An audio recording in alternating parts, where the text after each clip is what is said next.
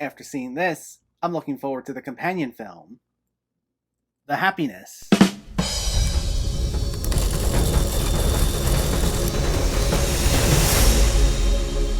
What's going on, everyone? Welcome back to my channel. Today we're talking about a newer Shudder release, The Sadness. Before we begin, let me know in the comments what your thoughts on this movie were, if you already saw it, or if you were planning on seeing it, and make sure to hit that thumbs up button if you like these reviews, as it helps me out immensely by getting my content out there. And if you're new here, I hope you consider hitting that subscribe button so you can stay up to date with more movie-related content like horror reviews on a near-daily basis. But let's not waste any more time, and let's talk about The Sadness. This focuses on a young couple trying to reunite amid a city ravaged by a plague that turns its victims into deranged, bloodthirsty sadists. This is written and directed by Ravaged in his directorial debut, and it hit Shudder in the US earlier in May, after having received a Taiwan release in 2021, followed by a festival run. It's heavily based on the comic book series Crossed, and it quickly gained a reputation as one of, if not the, most disturbing zombie movies out there. And even though one can make an argument about them not necessarily being zombies here, because the way this virus works, they can still talk and they move at a ridiculously fast pace, and they also attack people through other means besides biting them, which still happens here. It's just that that's not the only method of attack, and they still retain a sense of being human as they can think their way through situations. It's just they're also sadistically violent at the same time. So there have been some that haven't classified this as such, while some do, depending on who you talk to. But no matter what you want to call it,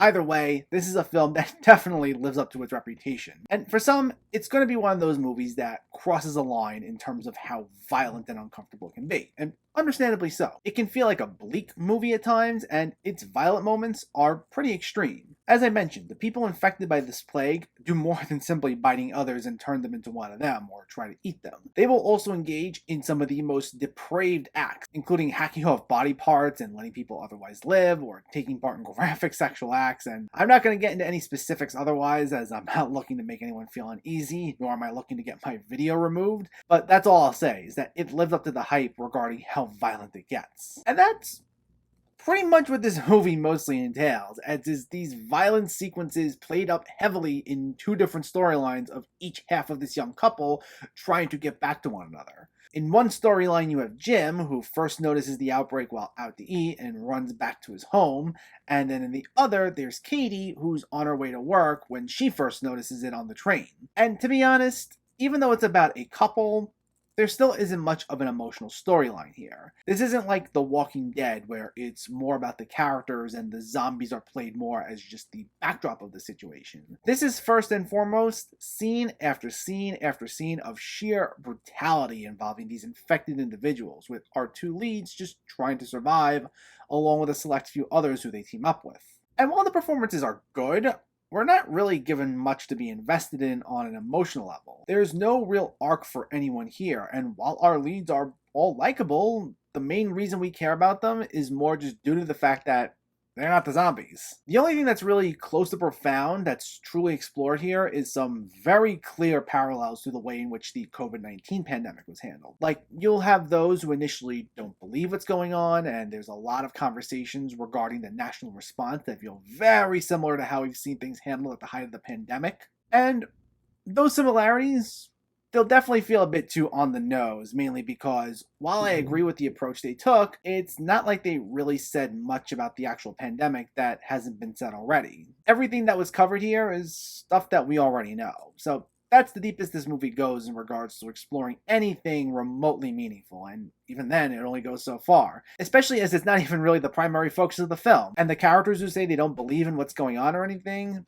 they get their comeuppance pretty quickly. So because the story and characters only went so far, that prevented me from really loving the film. And for those who managed to sit through the graphic violence and don't mind that all that much, this might be the other reason that you might say you don't like this movie, and understandably so, because a good story and characters are the crux of the film, and here both of those are pretty thin. Now as for me, while I didn't love the film, I actually enjoyed it, and I had enough fun with it. Though I think ultimately this will just be something that gore hounds will get a kick out of, because there's certainly no shortage of that here. But if that's not your thing to begin with, even in milder forms, I'll just say you're definitely not going to like this, to be honest. But now regarding whether or not it crossed the line, as I said, you can make the argument that it does. There are definitely a few times where I found myself having to look away because of something so graphic that it felt a little too much for me. Again, not going to go into anything specific, but they were bad. And we're all going to have different levels of what we view as tolerable or what we think is crossing the line. But as a whole, while there were some moments I definitely thought were a bit much, this was ultimately something I could sit through and enjoy for what it was, primarily because of how heightened and over the top a lot of it is played. That's the big make or break for me when it comes to extensive graphic violence in films like these. There are a few movies I've seen that are nothing more than a series of graphically violent moments, and they're played way too self-serious, bleak, depressing, and they contain literally no emotional substance otherwise, especially if they take place in a very realistic setting and are meant to feel grounded. And those sort of films I don't like, because if a film just leaves you at the end feeling disturbed, gross, and depressed yourself, those are too much. Like, if all I'm feeling is just dirty for having seen the movie and I gained literally nothing else out of it and it didn't even attempt to have some sense of fun, then that feels like a movie that crosses the line for me, at least. But with this though, while there were definitely some moments that were a little too uncomfortable, most of it still played up in such an over-the-top way and in a manner so far removed from reality, parallels to the actual pandemic aside,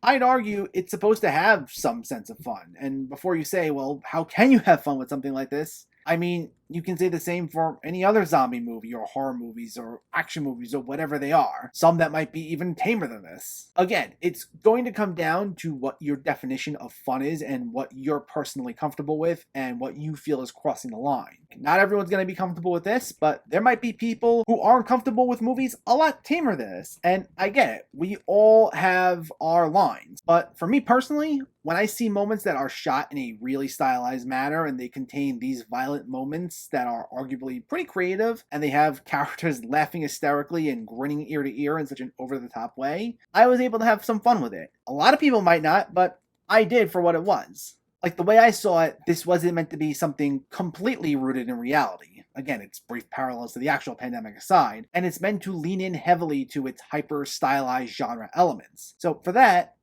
led me to enjoy the film, even if I didn't love it. Like, even though there were moments, like I said, that still made me feel a little uncomfortable, I didn't get the sense that the film was actively trying to make me just feel depressed as a result of watching this. And as I said, whether or not you feel that way, it's all going to come down to your personal preference and your comfort levels, so you might feel differently.